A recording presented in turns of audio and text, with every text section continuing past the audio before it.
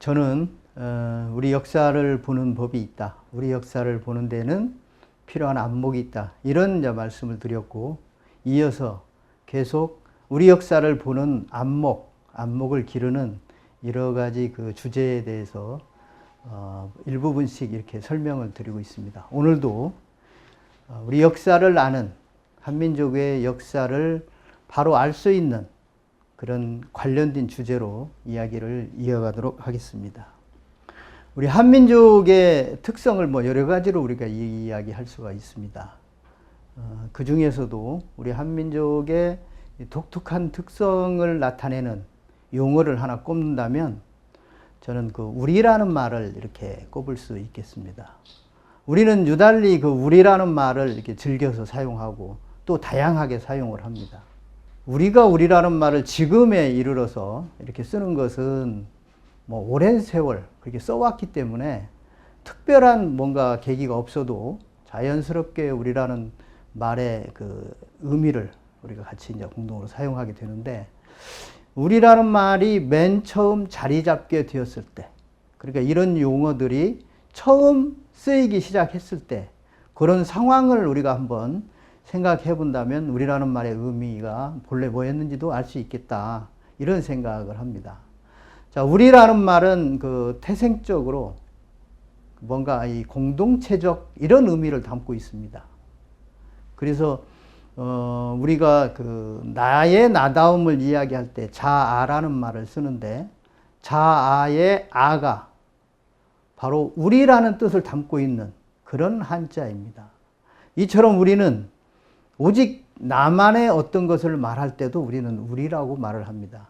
그리고 이렇게 뭔가 이런 용어들을 우리가 지금 이렇게 편하게 쓰기 위해서는 맨 처음 이 말을 만들어 쓴 사람들에게도 그러한 뭔가 경험이 공유되어 있어야 하는데, 저는 우리 역사 처음 말씀을 드릴 때에 그 거론했던 개천과 문명과 관련된 용어다, 이렇게 생각을 합니다. 그러니까 개천과 문명이라는 것을 함께 체험한 그런 공동체들만이 이런 용어를 만들어 쓸 수가 있습니다. 그러니까 우리 한민족이 우리라는 말을 이렇게 편하게 쓰게 될 때, 그 맨 처음 이 우리라는 말의 기원은 개천과 문명의 체험을 공유한 공동체였기 때문에 가능하다. 저는 이제 이렇게 생각을 하고 있습니다.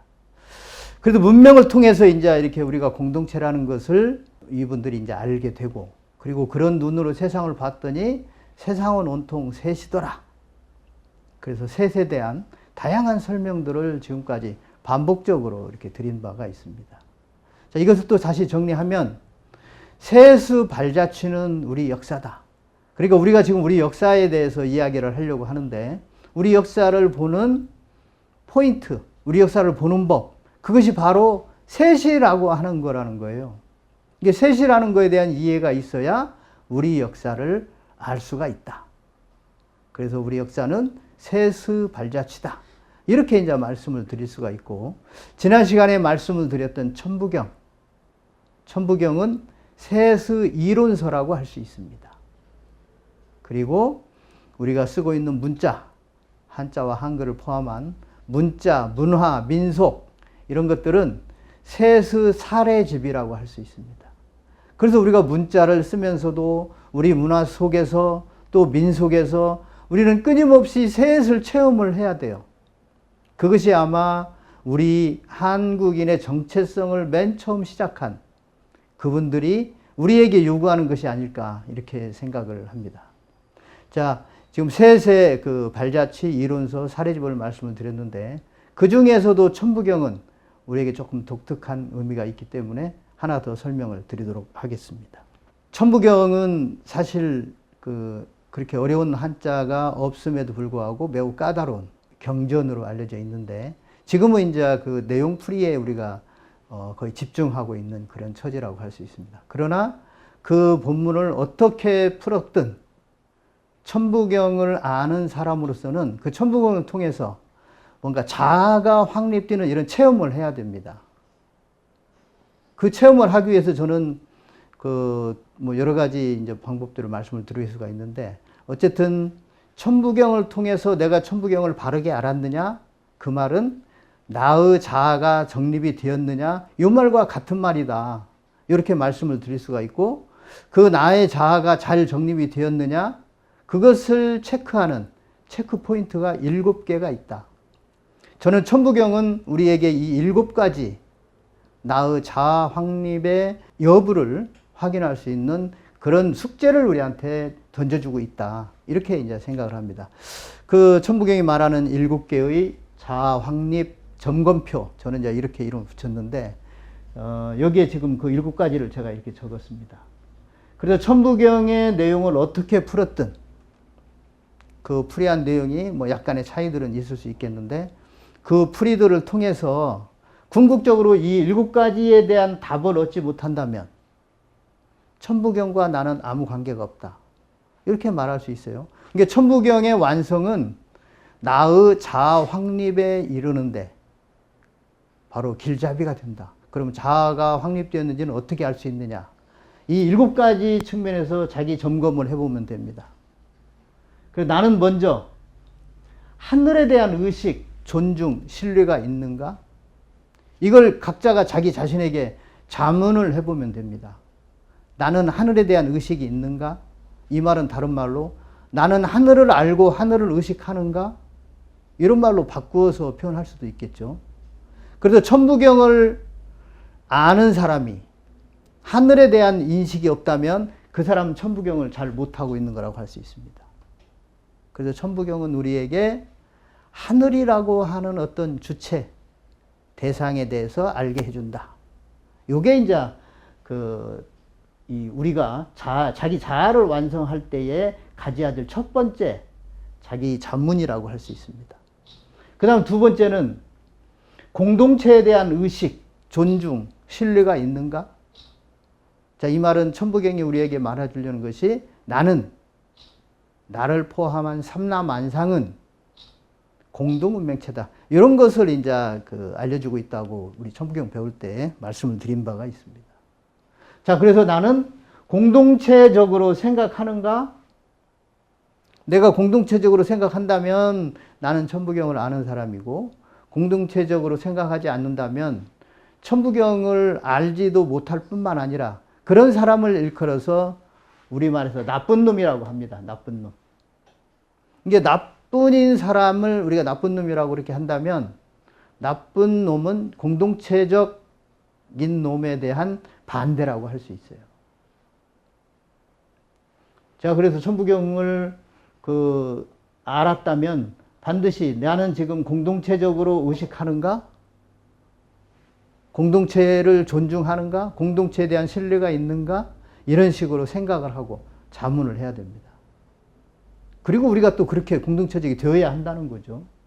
자, 그 다음 세 번째로는 나는 천지인 음양의 논리에 대한 이해가 있는가? 요게 이제 여기 천지인 이 말이 바로 셋으로 나는 세상을 보는 방법에 대해서 또는 그것을 인식하고 있는가? 그런 이야기라고 할 수 있어요. 음양은 이제 둘로 보는 방법. 그리고 셋과 둘로 보는 이 방법 속에는 하나로 보는 방법은 이제 저절로 그 안에 내포가 되었다고 할 수 있고, 여기서 말하는 하늘이라는 말이 셋과 둘과 하나를 말하기도 합니다. 자, 어쨌든 우리가 세상을 보는 방법이 기본적으로 하나와 둘과 셋이 있다.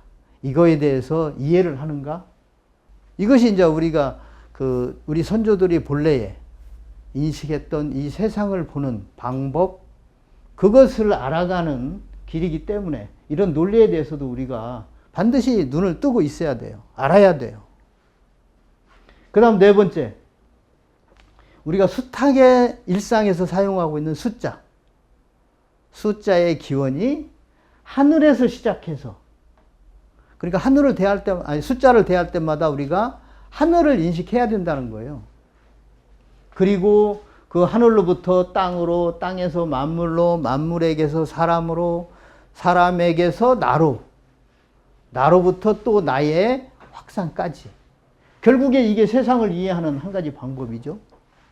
그래서 이게 만물이 있으면 숫자가 있다. 숫자가 있으면 힘이 있다. 환단고기에서는 이렇게 말을 하는 거예요. 그러니까 숫자가 바로 하늘과 연결된, 하늘에서 내려오는 그런 그 의미들의 연속이다. 이런 것들을 이제 이해하는가? 이것이 이제 천부경에서 우리가 알아야 된다는 것이죠. 그 다음에 아주 중요한 것이 이 5번째입니다. 나는 하늘과 하나 되어야 할 중심임을 자각하는가? 자, 이것이 이제 여기 우리가 자아 확립이라고 할 때 자아 확립과도 직결되는 이제 주제 중에 하나죠. 나는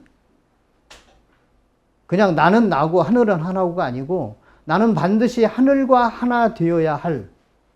그런데 하늘과 하나 되는데 그냥 나와 하늘만이 아니라 하늘과 내가 속해 있는 이 세상 만물을 연결하는 연결고리로서의 중심임을 아는가? 자각하는가? 얼마나 이게 우리에게 지금 그 무거운 책임을 묻는 이야기인지 우리가 짐작할 수 있겠죠. 나는 나 혼자가 아니고 이 세상의 중심이라는 거예요. 근데 단순히 하늘과 연결될 중심이 아니라 이 세상 만물이 하늘과 만날 때에 나는 그 중심이 되어야 된다는 거예요. 그러니 우리가 자기 자신에 대해서 어떠한 자각을 해야 되는지 우리가 짐작할 수 있겠죠. 지금 사실은 이런 주제들이 다 하나의 그 바닥에는 이제 하나로 통하는 그런 의미들이 깔려 있습니다. 어쨌든 요 자아 확립과 관련해서는 매우 중요한 개개의 개인들이 어떤 가치관을 가지고 살아야 되는가, 세상을 살아갈 때에 어떤 책임 의식을 가지고 살아야 되는가, 그것을 우리에게 이제 요구하는 그런 이제 그 주제라고 할 수 있습니다. 그래서 그 세상의 중심에 서야 될 나이기 때문에 나는 그럼 어떻게 살아야 되느냐? 해처럼, 하늘의 해처럼. 하늘의 해가 자기 일을 하면서도 세상 만물을 다 살려가듯이 세상의 중심에 선 나이기 때문에 세상 만물을 살리는 삶을 살아가야 된다는 그런 책임의식, 책임감, 가치관, 이런 것들을 가지고 있는가? 그걸 가지고 사는가? 이런 것을 자문을 해야 된다는 거예요. 또 마찬가지예요. 나는 죽어도 함께 죽는 공동 운명체임을 믿는가? 어떻습니까, 여러분? 우리가 천부경을 모르다가 알게 되고, 알다가 더 이해하게 되고, 또 천부경을 풀이까지 시도하는 이런 그 지금 상태에 와 있는데, 그 다양한 천부경 풀이들을 통해서 그 풀이의 옳고 그런 것은 차치하고라도 천부경을 읽는 사람들은 기본적으로 여기서 언급한 이 7가지 정도의 자기 점검을 해야 됩니다. 그래서 우리가 나는 자아가 정립되었다 라는 말을 하려면 적어도 이 7가지 그 항목에서 뭔가 나는 통과가 되면 그 사람은 자아가 확립되었다 이렇게 말할 수 있어요. 자, 굳이 천부경을 들어서 또 7가지 여기 그 점검표를 말씀을 드리는 이유는 우리 그 한민족의 그 어느 시대에 천부경을 만든 우리 선조들, 그리고 우리가 지금 알으려고 하는 우리 고대 역사는 이런 천부경을 만들 정도의 의식을 가지고 사는 분들의 발자취이기 때문에 그 발자취를 알기 위해서는 적어도 이런 것들에 대해서 우리가 이해를 하고 우리 역사를 봐야 돼요. 그래야 이제 우리 역사가 제대로 보이기 시작합니다. 그래서 천부경의 이 7가지 자아 확립을 위한 점검표는 매우 중요하다 이렇게 말씀을 드리겠습니다. 자, 그렇게 해서 이제 우리가 우리 역사를 이제 직접 한번 들여다볼 수가 있습니다. 또 들여다봐야 됩니다. 그런데 이제 앞에 천부경에 이르기까지 우리가 그렇게 공부를 했다 하더라도 막상 우리가 우리 한민족의 초기 역사를 들여다보려고 하면 우리 역사는 이런 3가지 또 심각한 한계에 부딪혀 있어요. 역사 자료가 부족해요, 일차적으로. 만약에 우리 역사가 지금 그 미국의 역사처럼 한 200년, 300년밖에 안 됐다. 그러면 그 역사가 생생하게 역사 자료들이 생생하게 남아 있겠죠.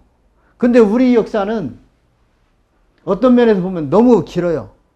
반만 년 또는 1만 년 또 마고 역사까지 해서 7만 년을 말하는 분도 계세요. 그 사이에 7만 년, 만 년, 5천 년의 역사 속에 얼마나 많은 일들이 있었겠어요.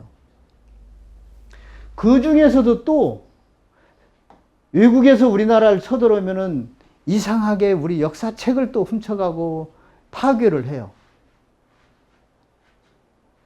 우리는 원래부터 그런 기록에 대한 소중함을 잘 알던 사람들인데 이 전쟁과 또 그 위세의 침탈로 인해서 이 사료들이 많이 사라지게 됩니다.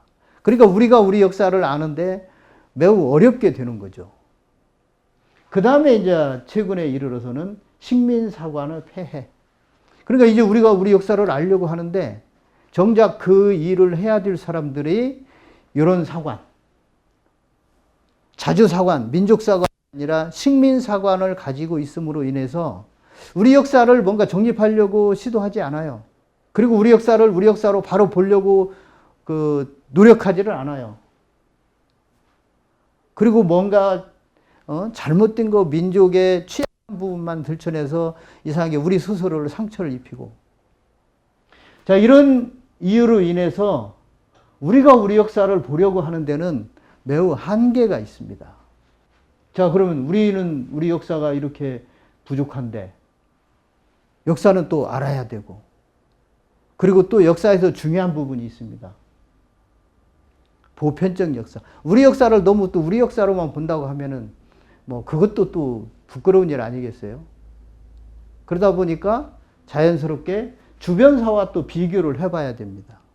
자, 그러니까 우리는 이제 두 가지 우리 역사를 바로 보기 위해서는 이제 두 가지 문제를 우리가 극복을 해야 돼요. 하나는 우리 스스로 자료의 한계, 또 하나는 주변 역사와의 비교. 이런 두 가지 것이 이제 완성이 되었을 때 우리 역사가 바르게 연구되고 있다. 이렇게 이제 말할 수 있겠죠. 어쨌든 자, 우리 역사는 우리 역사대로 그런 한계가 있다고 보고 보편적 역사를 알기 위해서 주변사를 이제 우리가 봐야 되는데 주변사를 보기 위해서는 자연스럽게 동양사를 볼 수밖에 없습니다. 왜냐하면 우리 그 고대 역사를 품고 있는 더 큰 영역의 역사가 동양사이기 때문에 동양사를 한번 볼 필요가 있습니다. 그래서 우리 역사를 알기 위해서 동양사를 볼 필요가 있다. 자, 제가 표로 이렇게 만들어 봤습니다. 이게 동양사입니다. 그런데 동양사는 아주 두드러진 특징이 하나가 있어요. 그게 뭐냐면 매우 그 특징이 있는 두드러진 두 종족의 이렇게 상호 교류와 대립으로 동양사가 구성이 되어 있어요. 그래서 한 종족은 이라고 표현되는 이족이라고 표현되는 신농계, 그 다음에 또 한 종족은 하라고 표현되는 황제계. 이렇게 두 종족이 걸출한 두 종족이 상호 교류 대립을 하면서 동양의 역사가 시작됐다고 하는 게 중국의 학자, 중국에서 태어나서 대만에 가가지고 역사학을 공부한 이 부산연이라는 사람의 주장과 일치하는 저런 그 특징을 가지고 있습니다. 이게 동양사는 걸출한 두 종족의 교류와 대립의 역사다. 그런데 그 대립은 황제계와 신농계로 나눠질 수 있다. 그런데 이것을 논리적으로 정립한 사람은 그 고사변이라는 역사책을 쓴 대만의 부산연이라는 사람이다. 부산연이라는 분은 이제 자기 책에서 이렇게 썼어요. 이, 하, 동서설이라고 이제 자기 그 논문에 그 주제를 이제 저렇게 달았어요. 그러니까 이족은 동쪽, 하족은 서쪽을 차지하는 두 걸출한 종족이 동양의 역사를 주도했다.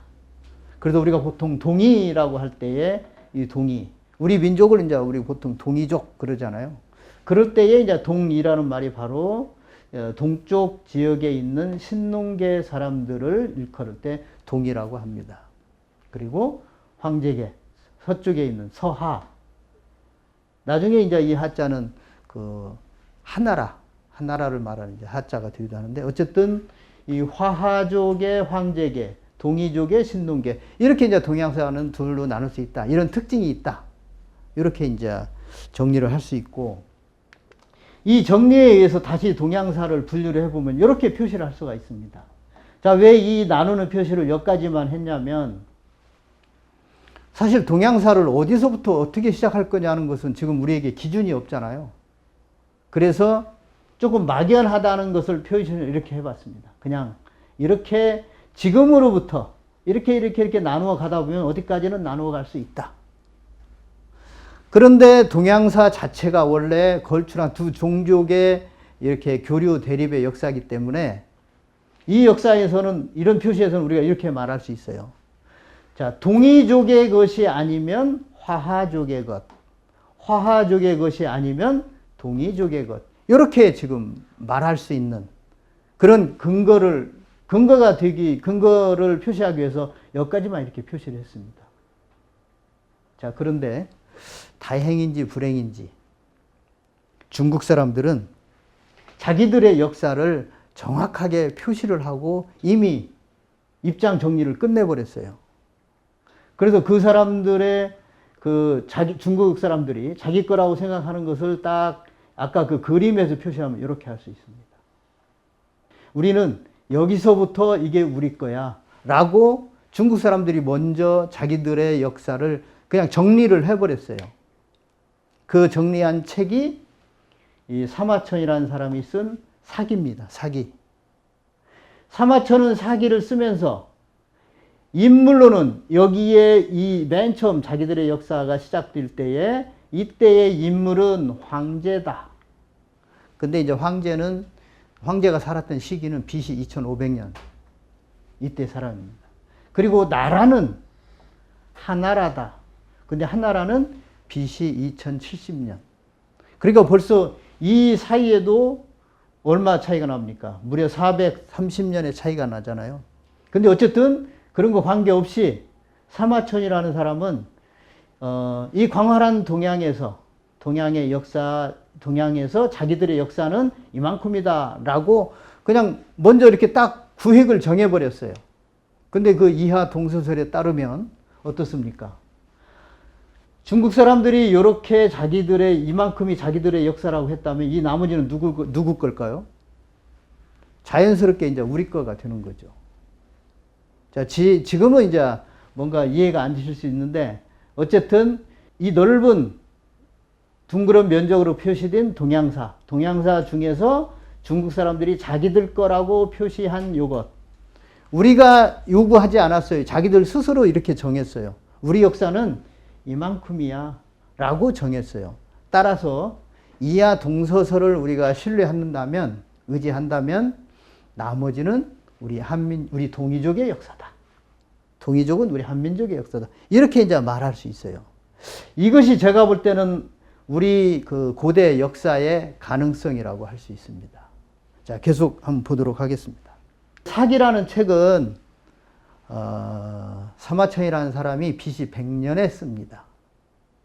사마천이라는 사람에 대해서는 이미 잘 알려져 있죠. 흉노족과 관련해서 이제 흉노에 가서 벼슬을 살은 이릉이라는 사람을 편들었다 그래가지고 왕으로부터 미움을 받아서 이제 사형 선고가 내려진 사람이기도 합니다. 그런데 자기 스스로 사형을 면하기 위해서 궁형을 택하고 궁형을 받은 다음에 마침내 사기를 완성했다 해서 이 사마천의 역사가로서의 의지를 이렇게 높이 평가하기도 합니다. 어쨌든 사마천의 사기를 쓴 것은 BC 100년입니다. 그리고 이 사기라고 하는 책은 이런 형태로 되어 있습니다. 본기는 이제 제왕들의 그 자취 흔적을 말합니다. 그리고 표는 연표, 이게 몇 년도 이제 시대를 말하고, 지는 이제 그 문물이나 제도 이런 것들을 이제 지로 표시하고, 그 다음에 세가는 이제 권문 세가죠. 그 다음에 열조는 개인, 이게 뛰어난 또는 기념할 만한 개인들을 이제 소개하는. 자, 사마천은 사기를 쓰면서 그 첫머리에 오제본기라는 이렇게 그 항목을 두고, 오제본기라는 것은 5명의 제왕에 대한 기록, 그런 뜻입니다. 그런데 그 5명의 제왕을 사마천은 이렇게 썼어요. 황제, 고양, 고신, 요순.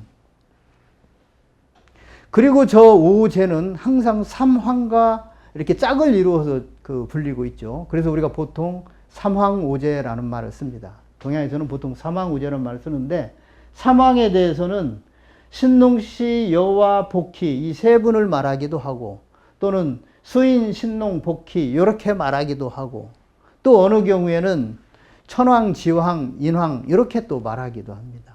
그런데 어쨌든 인물의 이름자로 한다고 하면 보통 이런 이제 두 종류의 삼황을 우리가 이제 들 수가 있겠습니다.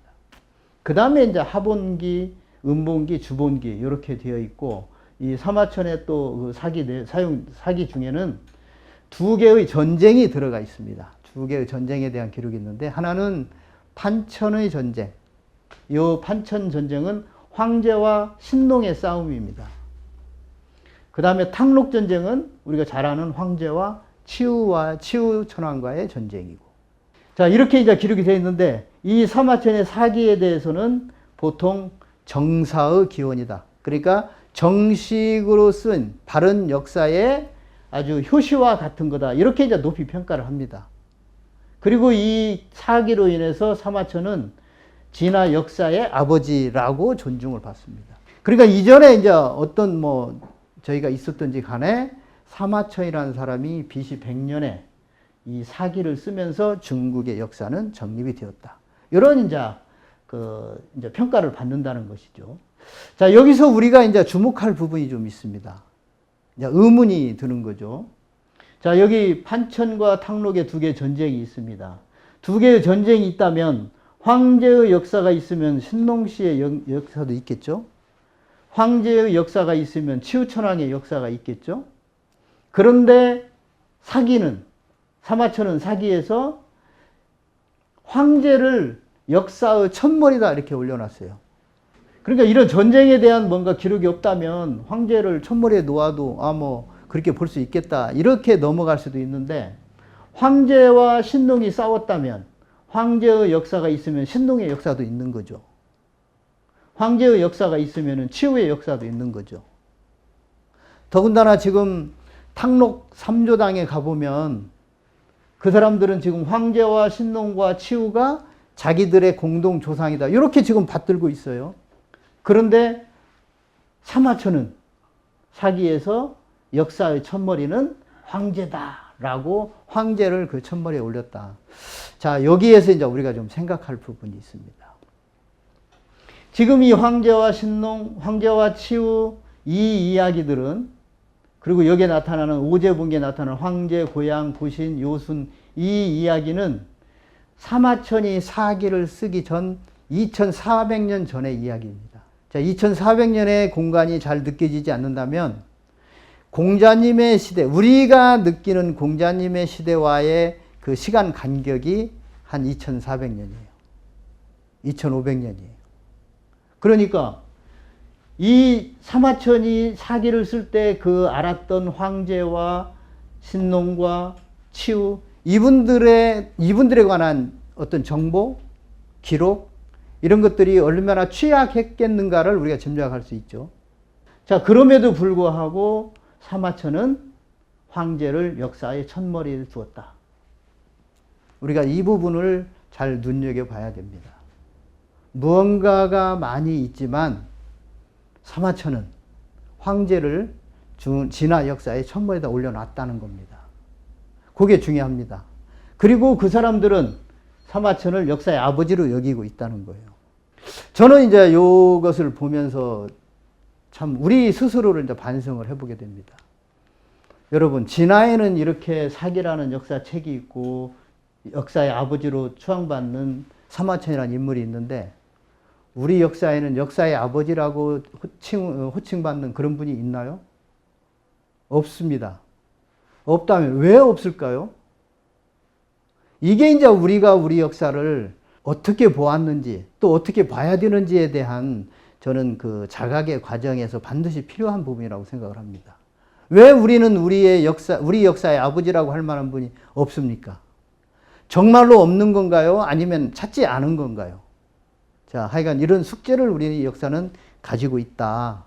이런 부분을 여기서 이제 말씀을 드립니다. 자, 이게 이제 사기의 영향으로 인해서, 사기라고 하는 책의 영향으로 지금 이제 이게 일반화되어 있습니다. 아주 동양에서는. 동양의 역사의 시작은 하라고 하는 나라로부터다. 그래서 하나라, 은나라, 주나라, 하은주 3대가 동양 역사의 시작이다. 이런 인식이 이제 자리 잡고 있다는 거예요. 그냥 동양 역사적 인물의 첫 인물이 황제다. 황제와 싸운 신농시도 있고 황제와 싸운 치우천왕도 있는데 우리는 일반적으로 그냥 이런 인식에 묵시적으로 동조하고 있다는 거예요. 그러다 보니까 또 이런 것에도 우리가 그냥 그대로 알고 넘어갑니다. 동양 문물의 시작은 황제로부터. 그래서 지금 그 문화사 쪽에서는 이렇게 말합니다. 창과 방패도 황제가 만들었고, 진암거, 진암철. 이제 진암거는 이제 지금은 말하자면 GPX가 달린 이제 차를 말합니다. 진암거도 황제가 만들었고, 배와 수레도 황제가 만들었고, 집과 옷도 황제가 처음 만들었고, 약초에 관한 의료기술도 황제로부터, 문자 악기도 황제로부터, 십간십이지도 황제로부터, 누에 치는 법도 황제로부터. 자, 우리가 일반적으로 이렇게 생각하고 있는 그 바탕에 사기라고 하는 사마천의 책이 놓여져 있다는 거예요. 저 책이 있음으로써 우리가 동양의 역사를 그냥 이런 식으로 일반화해서 알고 있다는 거예요. 그런데 이런 인식, 역사의 시작은 하나라, 역사적 인물은 황제, 이 인식 자체가 매우 불합리하다는 것은 아까 황제와 전쟁을 했던 다른 인물들이 있다. 그러면 전쟁을 할 정도의 인물이라고 하면 황제의 역사가 있으면 그 사람의 역사도 있는 거잖아요. 근데 그런 분들의 역사는 외면하고 이렇게 황제를 위주로 역사의 체계를 세웠다고 하는 것은 사마천이라는 사람의 그 의도가 반영된 그런 어떤 역사 서술이다. 이렇게 이제 말할 수가 있겠죠. 자, 어쨌든 여기서는 지금 우리가 알고 있는 동양의 역사, 그리고 그 동양의 지식인들이 입만 열면 거론하는 유순시대, 이런 이야기들이 어쩌면 매우 거짓된 역사일 수가 있습니다. 그런 가능성이 농후합니다. 그래서 우리 역사를 알아가는 과정에서 자연스럽게 이제 그런 부분도 드러나겠지만, 어쨌든 사기라고 하는 책의 영향으로 현재 동양의 지식에는 이런 것들이 일반화되어 있다. 이렇게 이제 볼 수가 있습니다.